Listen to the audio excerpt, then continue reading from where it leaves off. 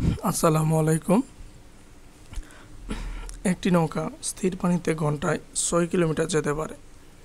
স্রোতের অনুকূলে অর্থাৎ বিপরীত দিকে ৬ কিলোমিটার যেতে নৌকাটির ৩ গুণ সময় লাগে। তাহলে দেওয়া আছে, যেটা লিখে নেই, যে নৌকাটি স্থির পানিতে ৬ কিলোমিটার যায় ১ ঘন্টায়। স্রোতের প্রতিকূলে অর্থাৎ বিপরীত দিকে ৬ কিলোমিটার যায় হচ্ছে ৩ গুণন ১ = ৩ ঘন্টায়। এখন ৩ ঘন্টায় অর্থাৎ প্রতিকূলে ৩ ঘন্টায় যায় ৬ কিলোমিটার, ১ ঘন্টায় যাবে ৬ / ২ কিলোমিটার। এখন স্রোতের প্রতিকূলে নৌকার কার্যকরী বেগ সমান আমরা সূত্র জানি, নৌকার প্রকৃত বেগ মাইনাস হচ্ছে কি স্রোতের বেগ। আমার বের করতে হবে কি স্রোতের বেগটা। তাহলে স্রোতের বেগ সমান কি নৌকার প্রকৃত বেগ মাইনাস নৌকার কার্যকরী বেগ। নৌকার প্রকৃত বেগ কত পাইছি আমরা ৬, আর কার্যকরী বেগ পাইলাম হচ্ছে ২, সমান হচ্ছে ৪ কিলোমিটার। এটা হচ্ছে কি প্রতি ঘন্টায় যায় হচ্ছে ৪ কিলোমিটার। এরপরের টুকু হচ্ছে স্রোতের অনুকূলে ৫০ কিলোমিটার যেতে নৌকাটি কত সময় লাগবে। এখন তাহলে অনুকূলে বের করতে হবে। স্রোতের অনুকূলে নৌকার কার্যকরী বেগ সমান আমরা সূত্র জানি, যে নৌকার প্রকৃত বেগ প্লাস হচ্ছে স্রোতের বেগ।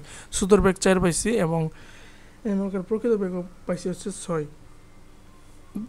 দুইটা যোগ করলে হবে ১০ কিলোমিটার। এখন এটা হচ্ছে অনুকূলে, নৌকার কার্যকরী বেগ হয়েছে ১০ কিলোমিটার।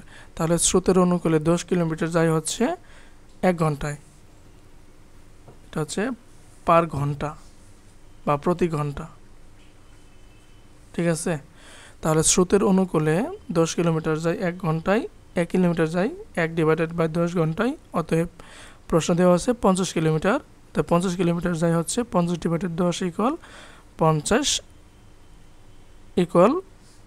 5 ঘন্টায়। উত্তর লিখব স্রোতের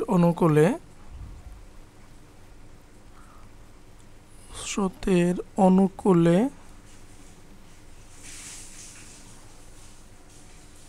যেতে সময় লাগে বা লাগবে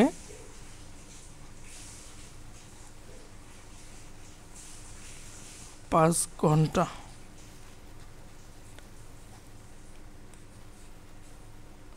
ঠিক আছে, আশা করি সবাই ক্লিয়ার।